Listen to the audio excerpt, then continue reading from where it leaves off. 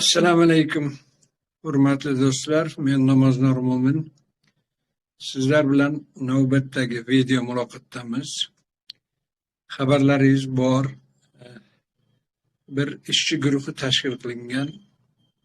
Hurmatli ustoz Abduvali qori aka Mirzayevning ilmiy meroslarini o'rganish, u meroslardan tajriba orttirish, yoshlarga tanitish, shunday bir qancha vazifalar bilan ijtimoiy tarmoqlarda bir guruh tashkil qilib faoliyatini boshlagan. Bu haqda oldingi suhbatlarimda ham bir Salmon degan birodarimiz bilan suhbat qilib ma'lumot bergan edik sizlarga.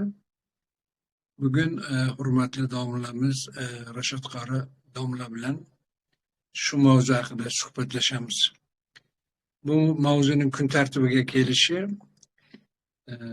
Abduvali qori akaning va sherigining bundan 30 yil oldin Toshkent aeroportida o'g'irlab ketganligi, undan keyin hech qanaqa darak bo'lmaganligi va shu atrofidagi muhim bir mavzu atrofida ham u kishining shaxslari haqida,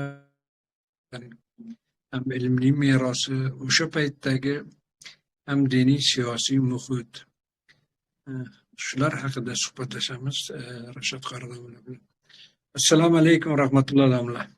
Va alaykum assalom va rahmatullohi va barakatuh.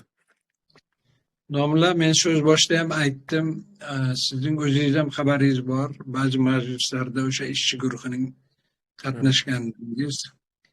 Yana shunday bo'lsa ham siz taniqli bir ahli ilmlardan ko'p odamlarimiz biladi. Shunday bo'lsa ham bu dasturimizni yangi ko'radigan, sizni tanimaydigan do'stlarga avvalo o'zingizni, keyin sizning padar buzrukvoringiz, otangiz ham ahli ilmlardan bo'lgan.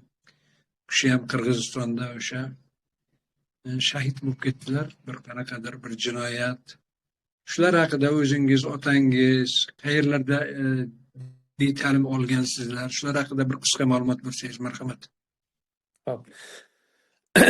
Bismillahirrohmanirrohim. Alhamdulillah. Wassalatu vassalamu ala rasulillah va ba'd.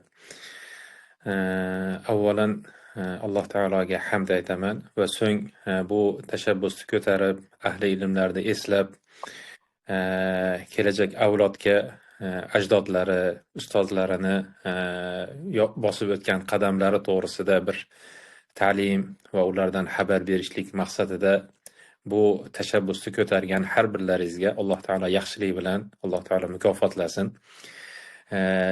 Chunki biz ahli ilmlarni